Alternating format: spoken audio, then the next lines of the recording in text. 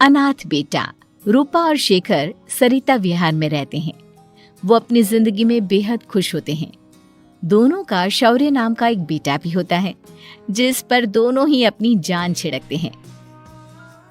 शेखर, अब तो आप शौर्य को अपनी गोद से नीचे उतार दीजिए, उसके सोने का टाइम हो रहा है। नहीं रूपा, इसे मेरे पास ही रहने दो प्लीज। मैं थोड़ी देर में इसे बिस्तर में सुला दूंगा। लेकिन कल सुबह आपकी ऑफिस में मीटिंग भी तो है ना, और इसके लिए आपको कल जल्दी भी तो निकलना होगा। जाइए, आप भी जाकर सो जाइए। क्या यार, अभी तो मेरी गोद में आया था मेरा बेटा और तुम उसे लेकर जा रही हो। बाद में कर लेना अपने बेटे से प्यार, अभी जाकर सो जाइए। रूपा शेखर से शौर्य को ले रही होती है कि तभी शौर्य रोने लगता है। शौर्य को रोता देखकर रूपा उसे फिर से शेखर को थमा देती है। आपका बेटा ना एक नंबर का नौटंकी है, बिल्कुल आप पर गया है वो। साफ बोलो ना, तुम्हें जलन होती है हम दोनों बाप बेटे का प्यार देखकर। पहले बड़ा तो होने दो तुम शौर्य को, फिर देखना वो सबसे ज्यादा मुझे ही प्यार करेगा। देखते हैं। ऐसे ही दिन बीतते चले जाते हैं और एक दिन कैंसर की बीमारी के चलते रूपा की मौत हो जाती है। अब शौर्य 3 साल का हो चुका होता है, जिसके कारण उसकी दादी शेखर पर दूसरी शादी का दबाव बनाने लगती है। शेखर, शौर्य अभी बहुत छोटा है और उसे इस समय एक माँ के प्यार की बहुत जरूरत है। माँ, मुझे दूसरी शादी नहीं करनी। क्या पता जो दूसरी औरत आएगी वो मेरे बेटे को एक माँ का प्यार दे या ना दे। तो रूपा की छोटी बहन वैशाली से ही शादी क्यों नहीं कर लेता? वो तो शौर्य को एक माँ का प्यार पूरा दे सकती है ना। मैंने कहा ना माँ, मुझे दूसरी शादी नहीं करनी, और अपनी ही पत्नी के बहन से तो हरगिज नहीं। ऊपर से अगर रूपा देख रही होगी तो वो क्या सोचेगी? अपने लिए ना सही, लेकिन तुझे शौर्य के लिए तो शादी करनी ही पड़ेगी ना बेटा। शेखर कुछ कहता उससे पहले ही अंजुमन उसे रूपा की कसम दे देती है, जिसके आगे मजबूर होकर शेखर शादी के लिए हामी भर देता है। देखो वैशाली, मैंने तुमसे शादी सिर्फ अपने बच्चे के लिए की है। मैं चाहता हूँ कि तुम उसे एक माँ का भरपूर प्यार दो। शौर्य, आपके साथ साथ मेरा भी कुछ लगता है। अगर आप मुझसे शादी नहीं भी करते, तब भी मेरा प्यार शौर्य के लिए कभी कम या ज्यादा नहीं होता। शादी के कुछ दिनों बाद ही शेखर की माँ की भी मौत हो जाती है। वैशाली शौर्य को एक माँ से भी बढ़कर प्यार देती है। शौर्य को लेकर वैशाली का यूं निस्वार्थ प्यार देखकर शेखर को भी उससे प्यार हो जाता है, और कुछ सालों बाद शेखर और वैशाली का भी लड़का हो जाता है।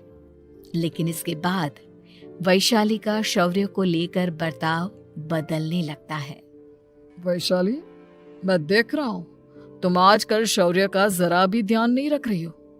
मुझे पता नहीं था कि आदित्य के होने के बाद तुम इतना बदल जाओगी। आदित्य मेरा अपना सगा खून है और शौर्य दीदी का, फिर मैं दोनों में अंतर कैसे नहीं करूं? माँ भले ही दोनों की अलग अलग है, लेकिन पिता तो एक है ना।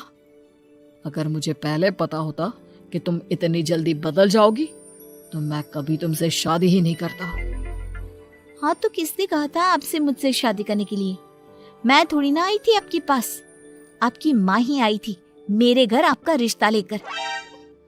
वैशाली, मुझे तुमसे ऐसी उम्मीद नहीं थी। गुस्से में शेखर अपना पैर पटकता हुआ शौर्य को वहां से लेकर चला जाता है। पापा, मम्मा मुझसे प्यार क्यों नहीं करती? क्या मैं उनका सगा बेटा नहीं हूँ, इसलिए मुझसे प्यार नहीं करती? मम्मा नहीं करती तो क्या हुआ बेटा, पापा तो करते हैं ना आपसे प्यार। कुछ दिनों के बाद, आज तुझे खाना पीना कुछ नहीं मिलेगा, चल चुपचाप से अपने रूम में जाकर सो जा। माँ, अब भाई को खाना क्यों नहीं दे रही हो? बेटा, तू आराम से खाना खा, इस नालायक की चिंता मत कर।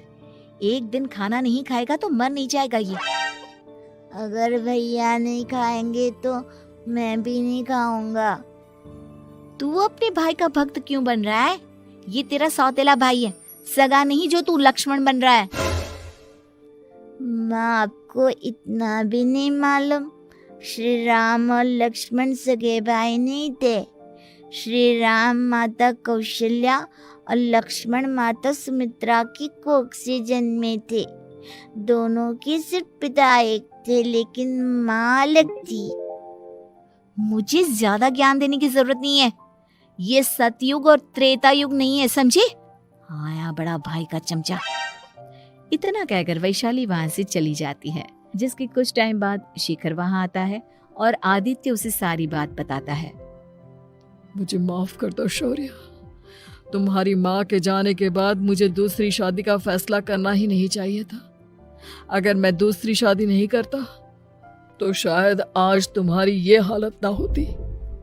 नहीं पापा, अगर आप शादी नहीं करते तो मुझे आदित्य जैसा छोटा भाई कभी नहीं मिलता। थैंक यू मुझे इतना अच्छा भाई देने के लिए। तुम दोनों हमेशा ऐसे ही साथ रहना, फिर कोई भी तुम दोनों का कुछ नहीं बिगाड़ पाएगा। चलो, मैं तुम दोनों को आइसक्रीम खिला कर लाता हूँ, बहुत भूख लग रही है ना। शिखर शौर्य और आदित्य को आइसक्रीम दिलाने लेकर जाता है। वो दोनों को पार्क में खड़ा करके आइसक्रीम लेने जा ही रहा होता है, तभी तेज रफ्तार से आती हुई एक गाड़ी उसे कुचल देती है और उसी पल शेखर की मौत हो जाती है, जिसके बाद शौर्य की जिंदगी नर्क से भी बदतर हो जाती है। सुन रे चिरकुट, इस घर के किसी भी सामान को मेरी मर्जी के बगैर हाथ मत लगाना। इन सब पर अब तेरा कोई हक नहीं है, समझा? ठीक है माँ, मैं आपकी इजाजत के बगैर किसी चीज को हाथ नहीं लगाऊंगा। चल जाकर अब पूरे घर की सफाई कर। महज 7 साल का शौर्य वैशाली के कहने पर अपने नन्हे नन्हे हाथों से पूरे घर की सफाई करने लगता है। ऐसे ही दिन बीतने लगते हैं, लेकिन मासी से माँ बनी वैशाली को उस मासूम से बच्चे पर जरा भी तरस नहीं आता। क्यों शौर्य, ये घर में इतनी गंदगी कैसे हो रही है? ढंग से सफाई नहीं की है क्या तूने? माँ, मैंने तो अच्छे से सफाई की थी, लेकिन आदित्य बार बार इधर उधर चलकर गंदा कर देता है। अच्छा, खुद से एक काम ढंग से नहीं होता और अपनी गलतियों का जिम्मेदार मेरे बेटे को ठहराता है। इतना कहकर वैशाली बांस का डंडा उठाकर शौर्य को जोर जोर से मारने लगती है। तभी वहां वैशाली के मायके वाले भी आ जाते हैं और उसकी सारी करतूतें देख लेते हैं। माँ, मैं ऐसा क्या करूं जिससे आप मुझे भी आदित्य के जितना प्यार करोगी? बोलिए ना माँ, मेरे क्या करने से आपके अंदर मेरे लिए ममता जागेगी? वैशाली शौर्य की एक नहीं सुनती, उसके ऊपर डंडे बरसाती जाती है। हद पार होते देख वैशाली की माँ उसका हाथ पकड़ती है और जोर से उसे थप्पड़ मारती है। यही सब करने के लिए तूने दामाद जी से शादी की थी? हमने सपने में भी तुझसे ऐसी हरकत की उम्मीद नहीं की थी। तू माँ नहीं, माँ के नाम पर एक धब्बा है। बस कीजिए माँ, आदित्य के इस दुनिया में आने से पहले मैंने इसे बहुत प्यार किया था, लेकिन अब जब मेरी खुद की औलाद है तो मैं किसी और के बच्चे से प्यार क्यों करूं? अरे नालायक औरत, जिसे तू किसी और का बच्चा कह रही है, वो तेरी खुद की सगी बहन का बच्चा है। बहन है तो क्या हुआ? मेरे अपने बच्चे से बढ़कर तो नहीं हो सकता ना ये कभी। अगर यही बात थी तो तू हमें पहले बता देती, हम शौर्य को अपने साथ ले जाते। उसे इस तरह प्रताड़ित करने की क्या जरूरत थी? अगर आपको लेकर जाना है ना तो ले जाइए इसे, मैं नहीं रोकूंगी। नहीं माँ, मुझे कहीं नहीं जाना, मुझे आपके साथ ही रहना है। मैं तेरी कोई माँ वावा नहीं हूँ, तेरी माँ मर चुकी है, समझा? अब निकल जा मेरे घर से। माँ, अब बहुत गंदी हो, मुझे भी नहीं रहना आपके साथ, मैं भी भाई के साथ ही जाऊंगा। अरे तू क्यों जाएगा? तू तो मेरा सगा बेटा है, जाने दे इसे। हम यहाँ ऐश से रहेंगे। तुम्हारे पापा बहुत सारी जमीन जायदाद छोड़ गए हैं तुम्हारे लिए। नहीं माँ, मुझे भाई के साथ जाना है। आप अच्छी नहीं हो, आप बहुत बुरी हो। अब भाई को बहुत परेशान करती हो। देख वैशाली, तुझसे ज्यादा समझ तो इस मासूम बच्चे में है। ये तेरे बुरे कर्मों का ही नतीजा है जो आज तेरी सगी औलाद खुद से तुझे ठुकरा रही है। आदित्य, तुझे इस शौर्य ने भड़काया है ना मेरे खिलाफ? नहीं माँ, मुझे किसी ने भड़काया नहीं, पर मैं सब देखता हूँ, सब समझता हूँ।